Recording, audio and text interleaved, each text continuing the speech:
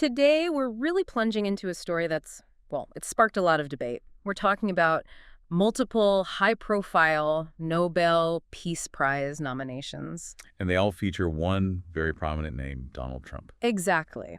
So our goal today is to unpack these recent nominations for you. We want to look at, the achievements being cited. But also the strong counter-arguments swirling around them. And maybe, just maybe, the deeper political and strategic stuff going on behind the scenes. Yeah, the why now, perhaps. Right. Our mission, really, is to try and cut through some of the noise. Yeah. Help you get a handle on the nuances here, because it's definitely not just a simple headline grab. Especially when you mix the Nobel Peace Prize with, let's face it, a pretty polarizing figure. The story gets intricate fast. It really does. And maybe we should start with a bit of historical context, because this whole Nobel thing, it's not exactly new for Trump, is it? Not at all. His desire for this specific award goes back a ways. He's voiced frustration, quite openly actually, about not getting it. Didn't he claim he deserved it like 4 or 5 times or something? He did, yeah. For various deals, ceasefires he felt he'd brokered. So there's definitely a long-standing personal stake, you could say. It's been simmering. And he has been nominated before, right? I remember hearing about that. That's right. People like the Norwegian MP, Christian Tybring-Gjedde, nominated him back in 2018 and again in 2020. And that was mainly for the Abraham Accords. Primarily, yes. Specifically citing the Abraham Accords. So these new nominations, they aren't completely out of the blue. There's a precedent. Kind of laid the groundwork for what we're seeing now. Okay, so that history is important. With that in mind, then, this recent surge in nominations, where does the story usually kick off? What's the main thing people point to? Almost always. It starts with the Abraham Accords. That's kind of seen as his signature foreign policy achievement, Right, the 2020 deals between Israel and the UAE, Bahrain. Exactly. Those agreements normalizing relations. They're absolutely central to these current nominations. Proponents argue, look, this fundamentally reshaped Middle East diplomacy. Foster new cooperation, economic ties, strategic links. All of that. Yeah. Between countries that were, well, not exactly friends before, adversaries even. Okay. So that's the positive case, the celebrated normalization. But what's the pushback? How do critics view those same accords when we're talking about a peace prize? Well, that's the crux of it, isn't it? While the accords are definitely pivotal for the nominations critics, Nobel historians, they're quick to point out something pretty significant. Which is? That these deals could be seen as largely sidestepping the deeper, still unresolved Israeli-Palestinian conflict. Ah, okay. So not really tackling the root cause. That's the argument. It raises a really crucial question. What kind of peace are we talking about? Is it broad, regional transformation, or is it more about strategic alliances that benefit, specific players? And the critics lean towards the latter. They argue the accords definitely tilted towards serving specific U.S. and Israeli interests, more than bringing about, say, comprehensive regional peace. It really challenges the idea of lasting peace that the Nobel Committee traditionally looks for. That's a really key distinction. Okay, so just as you think maybe the nomination talk is settling down, boom, June 2025, a new player enters the field. And one that caught a lot of people off guard, yeah. Pakistan. Pakistan formally recommends Trump for the 2026 prize. What was their specific angle? What did they cite? Their claim was pretty direct. They pointed to what they called Trump's decisive diplomatic intervention and pivotal leadership. In relation to what specifically? In brokering a ceasefire between Pakistan and India. This was during that brief but pretty intense military standoff back in April and May of 2025. Okay. Islamabad's statement mentioned his strategic foresight and stellar statesmanship in, diffusing the tension.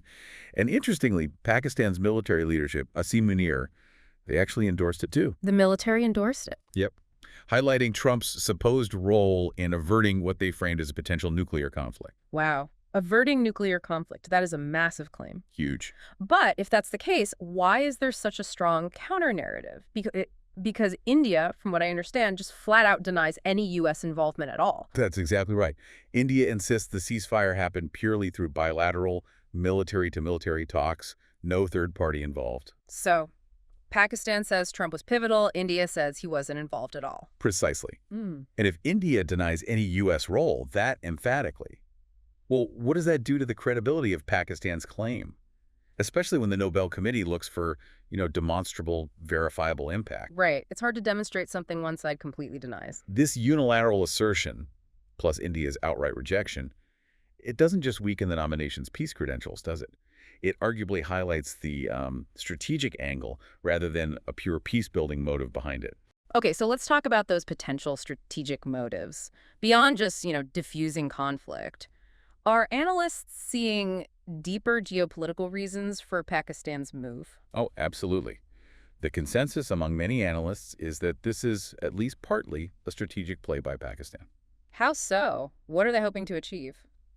It seems designed to, well, strengthen trade ties, potentially dodge U.S. tariffs maybe, basically currying favor with Trump or his Trying circles. to build goodwill. Exactly. And it sort of fits into Pakistan's broader economic diplomacy efforts lately, like um, overtures in crypto, rare earth mining, things like that. Interesting context, but how did it go down inside Pakistan? Was it popular? Quite the opposite, actually. Right. The domestic reaction was pretty harsh. Journalists, activists, even former diplomats, they weren't holding back. What were they saying? Words like pathetic, crass flattery, a national embarrassment, pretty strong stuff. Opposition leaders even talk about a Senate resolution to withdraw the nomination. So, yeah, deeply unpopular at home. Wow, okay. So, speaking of surprising nominations, almost at the same time as Pakistan's move, another one pops up. From a very familiar name in the Middle East, yes. Israeli Prime Minister Benjamin Netanyahu, he also puts Trump forward. Again, citing the Abraham Accords, right? Right. Netanyahu personally gave Trump a letter, I think at the White House, calling him deserving, saying he was forging peace as we speak. As we speak. What did he mean by that? He tried to link Trump to current ceasefire efforts in Gaza and also diplomatic engagement with Iran, basically framing Trump's action as ongoing contributions to peace. But the timing. I mean, Netanyahu nominating anyone for a peace prize right now, that must have landed awkwardly. Awkwardly is putting it mildly. It arrived at an incredibly charged moment, drew huge scorn from critics. They saw it as, well, profound hypocrisy given the backdrop of Israel's ongoing military operations in Gaza. What kind of reactions are we talking about? Outlets like The Guardian, Spanish media, Mm-hmm. they condemned it as completely tone-deaf, morally troubling, especially during an active, devastating conflict. Any particularly strong language? Oh, yeah. Some commentators didn't mince words at all. One Spanish outlet, I recall, called Netanyahu a genocidal man nominating a mad autocrat. Okay. That is incredibly strong language. Definitely not mincing words. What does that kind of extreme rhetoric tell us about the climate surrounding these nominations? It just underscores the immense polarization, doesn't it? Any nomination, especially from figures tied directly to ongoing bloody conflicts, it gets instantly framed through this lens of intense political outrage. Not really about pure peace building. Yeah. It really highlights the massive challenge for the Nobel Committee. How do you distinguish genuine, lasting contributions from actions that look self-serving or purely strategic, especially when they happen against these incredibly heated geopolitical backdrops? So let's try and stack things up. We've got all these claims, these counterclaims. How does Trump's actual track record line up with what the Nobel Peace Prize is supposed to be about? Let's take the Abraham Accords first. Historic normalization is the plus side. Right. But the core criticism, again, The core criticism is that they didn't resolve or even really address the fundamental Palestinian issues. Many analysts see them more as a strategic realignment, driven by shared interests against Iran, maybe. rather than a holistic peace deal. Exactly. Less about resolving the core conflict, more about shifting alliances. Okay. And then the India-Pakistan ceasefire that Pakistan cited. Well, Pakistan claims Trump de-escalated a potential nuclear crisis. Big claim. That's But India, as we said, completely denies any U.S. role, says it was purely bilateral, military to military. That direct contradiction really hits the credibility hard. right. What about the Gaza ceasefire efforts Netanyahu mentioned? Any clear, verifiable Trump-brokered success there? Not really, no. Not one that can be definitively pinned on Trump's direct brokering efforts. The Israeli offensive continues. It's highly criticized internationally. There's a massive humanitarian crisis. So claiming peace there seems difficult to back up. Very difficult to substantiate or give full credit for, especially in terms of a lasting peace. And beyond these big ones, what about other claims? Sometimes you hear things about like Africa or Serbia, Kosovo. Are those verifiable? Those generally lack credible third-party verification. They often seem based on Trump's own statements, maybe on Truth Social or something, Right. without independent confirmation or clear evidence of a demonstrable, lasting impact on peace. It's often more rhetoric than proven reality. Which brings us right back to the prize itself, the Nobel Committee's criteria. Alfred Nobel's will talks about work for fraternity between nations and peace congresses. Exactly. And while lots of people can nominate someone, Hmm. the real job for the committee is picking based on demonstrable, lasting contributions to international peace. That's the key phrase. Demonstrable and lasting. And historically, the prize has had its share of controversial picks. Henry Kissinger in '73 is the classic example, especially when it's awarded amid ongoing conflict or after criticized actions. Fair point. When analysts look at Trump's record, they see, yes, bold diplomacy sometimes, but often it seems focused on short-term deals, heavily weighted towards U.S. interests. And there have been controversies, support for actions criticized under international law. Right. So you have critics from Pakistan to Europe actively warning against rewarding what they see as maybe geopolitical theater rather than genuine, durable peace. So, circling back to motivations, Pakistan's move, what seems to be the main driver there, bottom line? It looks pretty clearly geared towards geopolitical leverage, seeking lobbying opportunities, better economic terms linked to Trump's potential influence. Trying to get favorable trade, avoid tariffs. That seems to be a major part of it, yeah. The whole crisis de-escalation claim, while significant on paper, is just so undermined by India's denial and that fierce domestic backlash in Pakistan itself. It really strengthens the argument for a strategic motive. Okay. And for Israel, Netanyahu's nomination of Trump. What's the underlying calculus? Netanyahu's definitely celebrating Trump's past actions, especially the Abraham Accords. And he likely sees potential future benefits, maybe in what he views a more U.S.-centric approach to regional diplomacy and security. But the timing?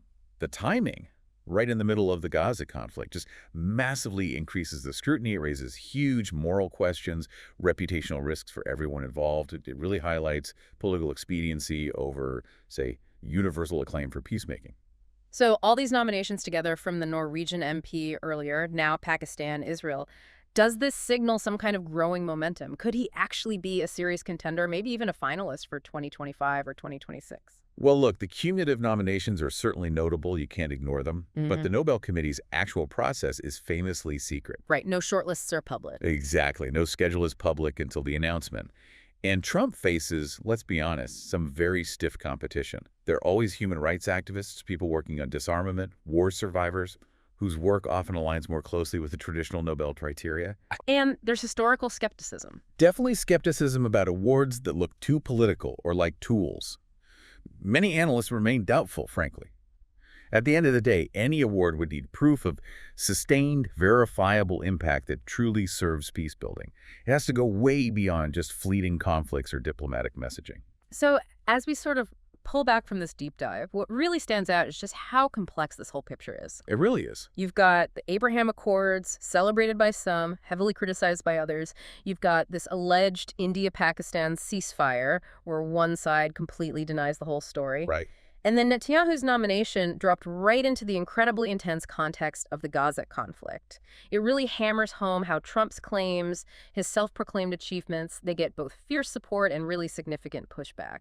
And I think one conclusion seems pretty stark. Beyond the stated goal of peacemaking, both the Pakistan and Israel nominations look very heavily shaped by strategic, political, and even economic motives. For Pakistan, you said trade leverage, avoiding tariffs. It seems likely, yeah. For Israel, it's about celebrating past actions and maybe leveraging perceived U.S. influence moving forward, even while facing huge international criticism. Which brings us back ultimately to the Nobel Committee's standard: demonstrable, lasting contributions to international peace. That high bar.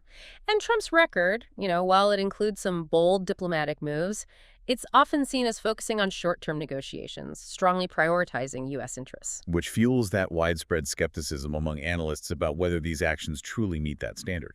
Especially, as you mentioned, when you remember past controversies like Kissinger's award. It adds another layer. So here's maybe a final thought for you, the listener, to chew on.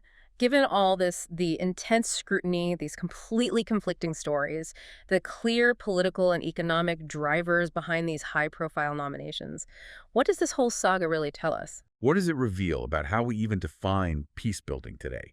In this super interconnected, politically charged world, it forces you to ask, maybe, where does genuine humanitarian impact stop and the strategic use of global recognition begin? Definitely something to ponder long after we wrap up here.